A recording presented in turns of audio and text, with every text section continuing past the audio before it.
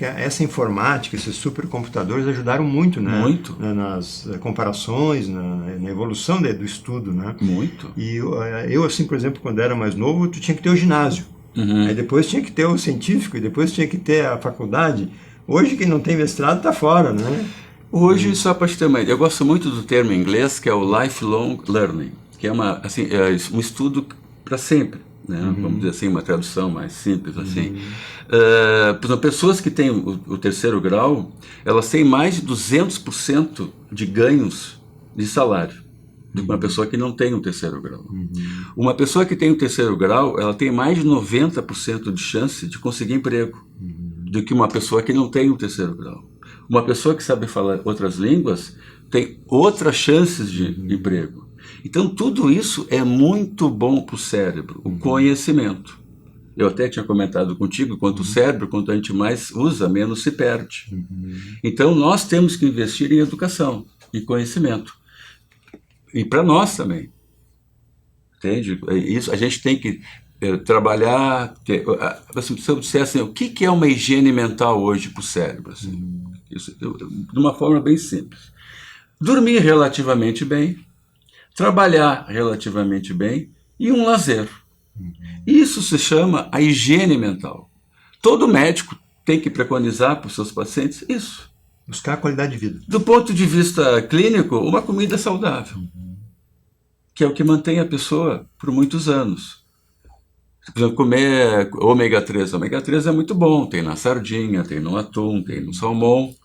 Principalmente os ômega 3 de cadeia longa. Diferente desses que a gente muitas vezes vê nas farmácias, que a gente não sabe nem que cadeia que tem, entende? Então, comer verduras de folhas verdes, né, são coisas importantes. A gente tem que investir muito em comida saudável, que é o que mantém a pessoa. E esses três aspectos, né? O lazer, um sono relativamente bom, um lazer relativamente bom e um trabalho relativamente bom. Claro que a gente sabe que não existe nada perfeito, que são as grandes questões humanas, os grandes limites humanos. Eu costumo brincar assim, o ideal é que eu fosse uma pessoa bastante rica, o ideal é que eu tivesse uma vida sexual, afetiva, maravilhosa, e que eu não tivesse nenhuma doença psicossomática. Mas isso não existe. Então, como é que a pessoa vai conviver com essas frustrações? Como é que eu vou conviver com uma resiliência, com empatia em relação a isso? Se a pessoa não consegue lidar bem com isso, entra no mundo das drogas, entra no mundo das depressões e entra no mundo das demências, que inquestionavelmente a gente tem que pensar, porque a gente tem que pensar, ou o Brasil vai ser um país do futebol, do carnaval e só, ou o Brasil vai ser um país do futebol, do carnaval, das depressões, das dependências químicas. Está muito grande hoje. E das demências e dos psicopatas. Quando eu falo isso, eu acho que a gente tem, nós médicos do comportamento humano, a gente tem que começar a chamar os políticos para conversar mais. Eles fazem as leis.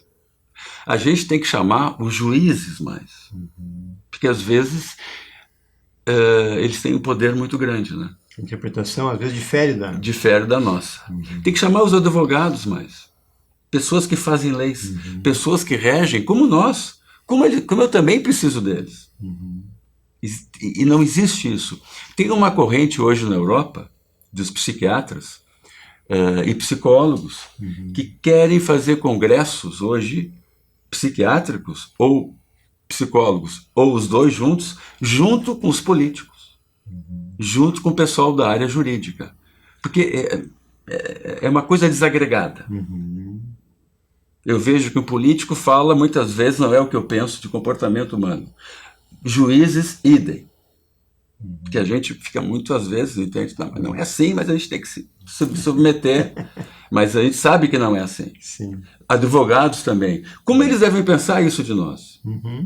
Então eu acho que tem que ter uma maior integração entre nós, da área do comportamento humano, e todas essas outras áreas afins. Porque senão vai ser uma coisa muito desagregada. Uma briga muito grande entre nós e os juízes, por exemplo. Os conflitos estão aí presentes. Nossa, a gente recebe às vezes algumas coisas que não podemos falar. Agora aqui eu posso falar, ainda bem, né?